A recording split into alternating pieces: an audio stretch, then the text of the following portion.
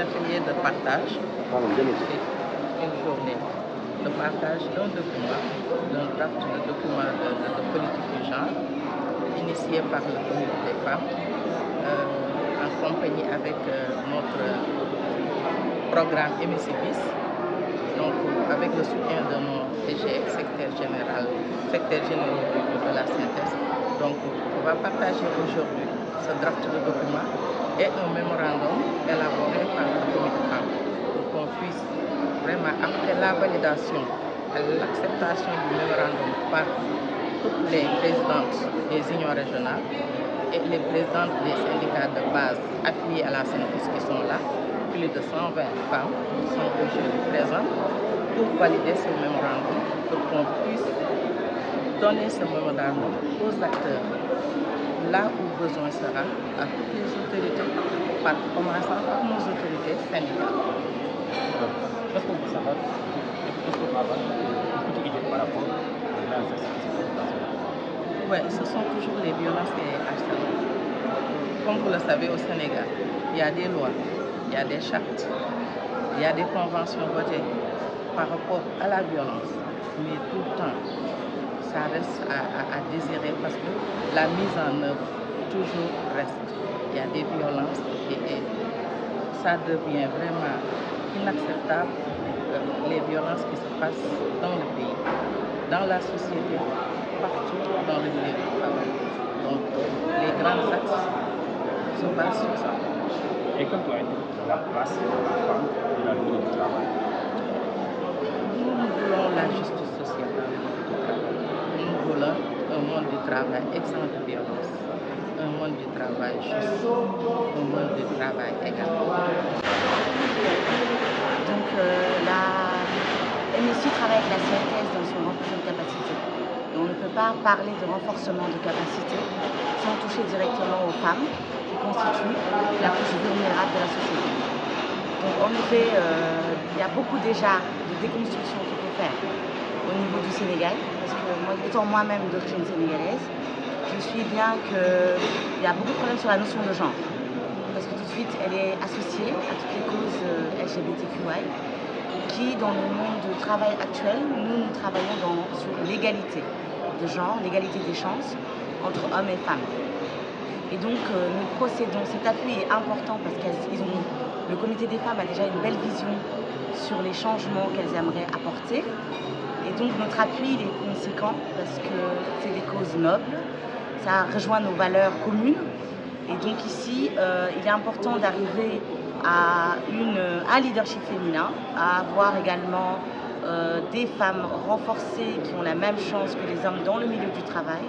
Parce que dans le milieu du travail, c'est un milieu où autant les hommes que les femmes exécutent le même travail. Et donc il ne devrait pas y avoir de déséquilibre ou de notions de pouvoir non équilibrées. Parce que dans le milieu du travail, on est tous liés par un contrat de travail avec des tâches précises. Et il ne doit pas y avoir de différence, ni au niveau salarial, ni au niveau de traitement, et dans l'opportunité d'avancer et d'avoir des positions de leadership au sein de nos entreprises ou de nos lieux de travail concernant l'informel également.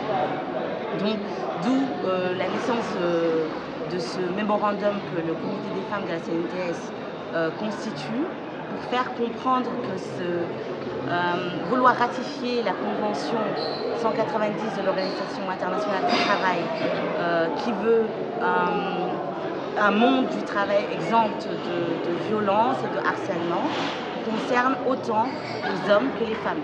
Souvent on prend la cause en disant c'est une cause des femmes. Oui, elle est portée par les femmes parce que les femmes sont vulnérables, mais les hommes sont aussi considérés parce que quand on parle de harcèlement et de violence, ce n'est pas sexuel uniquement. Le harcèlement, il est psychologique, le harcèlement, il est verbal. Donc, autant des hommes sont violentés dans le milieu du travail que les femmes.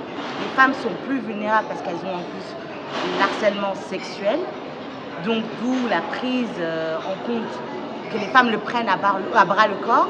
Mais il y a énormément d'hommes qui sont violentés également dans le milieu du travail. Et c'est une cause où nous appelons même tous les hommes à venir se joindre à cette cause-là, à avoir cette ratification parce qu'ils ont des violences financières, ils ont des violences verbales Ils peuvent même arriver à des violences physiques s'ils arrivent à se battre suite à une violence verbale ou autre.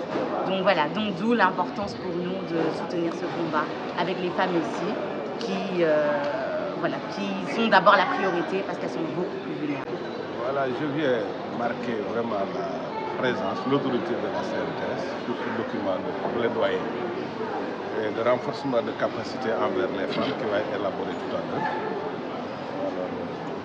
Comme vous le savez, la CNTS, c'est toujours cette institution qui est là, qui est en train de former, d'émanciper les travailleurs vers le travail décent. Dans ce cadre-là, je viens représenter le corps Moudi, secrétaire général de la CNTS, absent du pays.